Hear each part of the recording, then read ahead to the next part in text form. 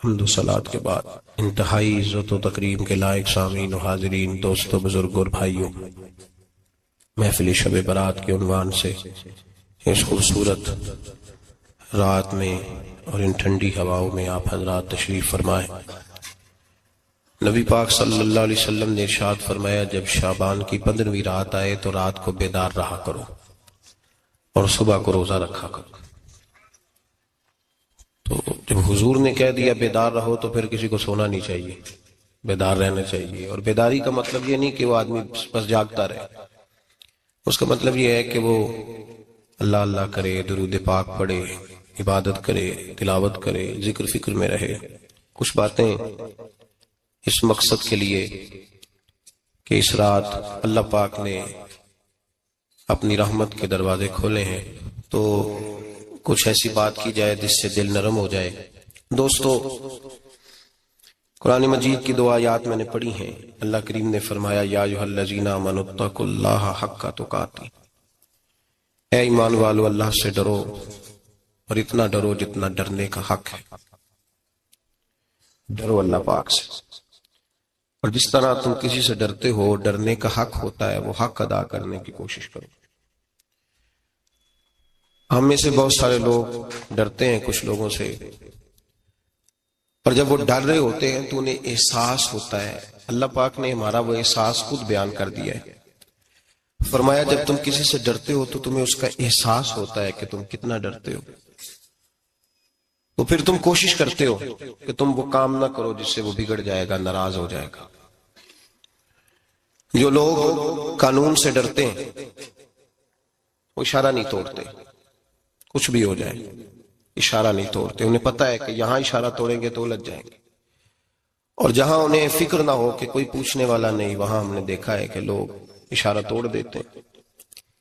اللہ تبارک و تعالیٰ نے موقع دیا، میں حرمین شریفین حاضر ہوا تو وہاں ایک روڈ دائری روڈ کہلاتا ہے۔ اس روڈ سے پیدل چلنے والے نہیں گزر سکتے۔ وہ کہتے ہیں جی اس روڈ سے پیدل والا نہ گزرے، ان کے لیے علیحدہ جگہ ہے۔ قانون یہ ہے کہ اگر کوئی پیدل آدمی وہاں سے گزرے اور اس کا ایکسیڈنٹ ہو جائے تو وہ حکومت یہ کہتی ہے کہ یہ کیوں یہاں سے گزرا تھا، لہٰذا کوئی مقدمہ نہیں ہو سکتا۔ وہاں ہم نے دیکھا ہے کہ لوگ اس سڑک پہ پیر بھی نہیں رکھتے، کہتے ہیں مر گئے تو بنے گا کچھ نہیں۔ یہاں بھی بہت سارے ایسے معاملات ہوتے ہیں کہ جہاں انسان محسوس کرتا ہے کہ یہ بڑا میرے لیے نقصان ہو جائے گا، تو وہ ڈرتا ہے۔ ایک چھوٹی سی بات ہے کہ رات کو کوئی آدمی اپنا دروازہ کھلا رکھ کے نہیں سوتا، حالانکہ کوئی حرج نہیں، کبھی کھلا رہ بھی جاتا ہے، اور اگر کبھی رہ جائے تو جس کی ذمہ داری بند کرنے کی ہو اس کے ساتھ پھر جو رویہ ہوتا ہے گھر والوں کا، یہ خوف ہے ہمارا اندر کا، تو بڑی شدت کے ساتھ ہم اس شخص کو سخت سست کہتے ہیں، ڈانٹتے ہیں، کہتے ہیں تو نے خیال ہی نہیں کیا، جمع پونجی لٹ جاتی تو یہ خوف ہے، یہ ہمارا اندر کا یہ خوف ہے۔ آپ بازار میں جائیں تو درجنوں لوگوں نے گن مین بٹھائے ہوئے، ان کا دل نہیں کرتا کہ اضافی تنخواہ دی جائے، کیا مطلب ہے ایک آدمی کو اضافی پیسے دینے کا، لیکن وہاں آدمی بٹھایا جاتا ہے، اس کو تنخواہ دی جاتی ہے، اس کی روٹی کا بندوبست کیا جاتا ہے، اس کے سارے ضروریات زندگی کا خیال رکھا جاتا ہے، اور پس منظر یہ ہوتا ہے کہ ڈر لگتا ہے اگر یہ شخص نہ ہوا تو ہماری چوری ہو جائے گی۔ اللہ فرماتے ہیں کہ تو جہاں سے ڈرتا ہے تجھے پتا ہے، تو اس طرح کر کہ مجھ سے بھی اتنا ڈر جتنا ڈرنے کا حق ہے۔ یہ جھوٹ موٹ کا ڈراوا نہ پیدا کر کے اوہ اللہ معاف کرے جی، اچھا جناب بڑا ڈرتے ہیں آپ اللہ تعالیٰ سے، آپ نے تو کانوں کو ہاتھ لگائے،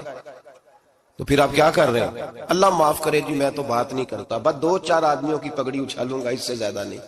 ڈر لگتا ہے جی بات کرتے ہو، 15-20 آدمی بس میرے قابو آئیں،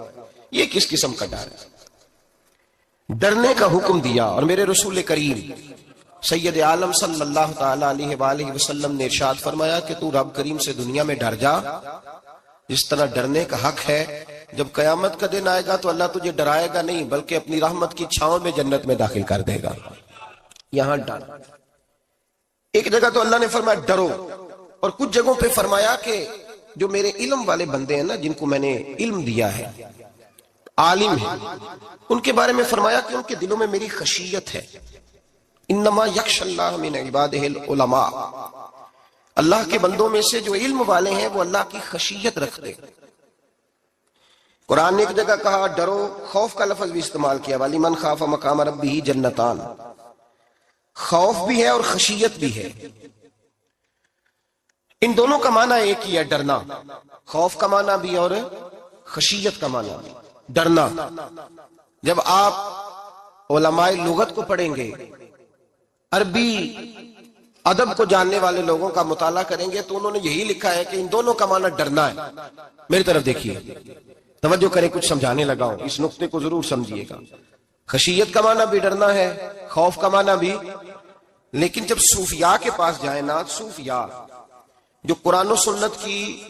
روح کی تفسیر کرنے والے ہیں، تو وہ کہتے ہیں نہیں، خشیت اور خوف میں فرق ہے، خوف اور ہوتا ہے، خشیت صوفیاء اس کی تفسیر اور کرتے ہیں۔ وہ کہتے ہیں خوف بھی ہوتا ہے اور خشیت بھی ہوتی ہے، الگ الگ چیزیں ہیں، ایک نہیں۔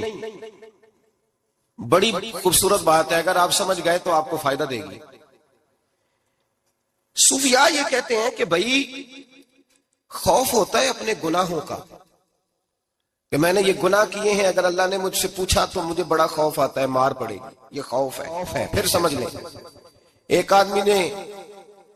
حرام کا مال اکٹھا کیا ہے زندگی میں، معاذ اللہ اس نے بڑے پاپ کیے، گناہ کیے، شراب پی، بدکاری کی، معاذ اللہ تعالیٰ ثم معاذ اللہ۔ اب اسے ڈر لگ رہا ہے کہ اللہ تبارک و تعالیٰ نے پوچھا تو میں کیا جواب دوں گا، یہ خوف ہے۔ اور خشیت یہ ہے کہ ایک آدمی سارا دن نماز پڑھتا ہے، روزہ رکھتا ہے، عبادت کرتا ہے، اللہ کو یاد کرتا ہے، پھر بھی ڈرتا ہے، یہ خشیت ہے، یہ خشیت ہے۔ جو گناہوں سے ڈرے وہ خوف ہے، اور جو رب کی ناراضگی سے ڈرے وہ خشیت ہے۔ جو کہے یار میرا رب کہیں ناراض نہ ہو جائے، میرا رب کہیں مجھ سے، بڑی خوبصورت مثال دی۔ میں نے اپنے صاحب سے پوچھا کہ حضور یہ مسئلہ کیا ہے، تو فرمانے لگے ایک بادشاہ نے ایک غریب کی بیٹی اسے پسند آ گئی تھی، تو اس نے عزت کے ساتھ اس سے شادی کر لی، رشتہ بھیج کے، وقار کے ساتھ۔ بیٹی کا باپ اپنی بیٹی کے مقدر پر رشک کرنے لگا کہ میری بیٹی کو بادشاہ نے پسند کیا ہے، بادشاہ کے شہزادے نے رشتہ بھیج دیا ہے۔ شہزادہ بیاہ کے لے گیا بیٹی کو، 20 کنیز آئے، نوکرانیاں اس عورت کی خدمت کرنے پہ لگی ہوئی ہیں، توجہ ہے، اس کا ہر حکم ماننے کو تیار ہے، لیکن وہ بی بی سویرے بھی رو پڑتی ہے اور شام کو بھی رو پڑتی ہے، وہ روتی رہتی ہے۔ اس سے کسی نے پوچھ لیا کہ بی بی تو روتی کیوں ہے، 20 کنیز آئے ہیں، گھر میں سکون ہے، ہر شے ہے، تو روتی کیوں ہے؟ تو وہ کہنے لگی اصل بات یہ ہے کہ جو کچھ مجھے ملا ہے میں اس کے قابل نہیں تھی،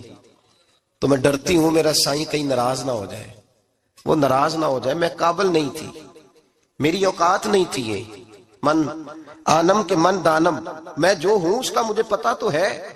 اس نے میری حیثیت سے، میری اوقات سے، میرے ظرف سے، میری محنت سے بڑا بڑھ کے مجھے عطا کر دیا،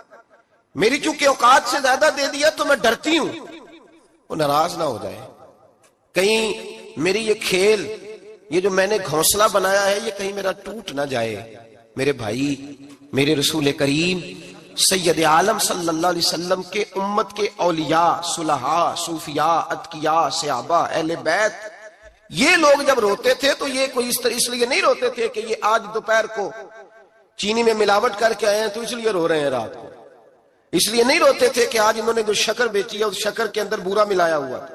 اس لیے نہیں رو رہے کہ آج 10 15 20 لاکھ رشوت کا مال بینک میں جمع کر، اس لیے تھوڑی روتے تھے، یہ تو اس لیے روتے تھے کہ اللہ تو نے بڑا کچھ عطا کیا ہے، کہیں ہم سے ناراض نہ ہو جانا، یہ تو اس کی خشیت میں رو رہے تھے۔ حضرت داؤد طائی رحمت اللہ تعالی علیہ، حضرت امام جعفر صادق جو نبی پاک صلی اللہ علیہ وسلم کے نواسے، جناب داؤد طائی کی ملاقات ہوئی تو امام جعفر صادق حضور کے نواسے عرض کرنے لگے، داؤد طائی یار میری بخشش کی دعا کرنا، رب مجھے معاف کر دے۔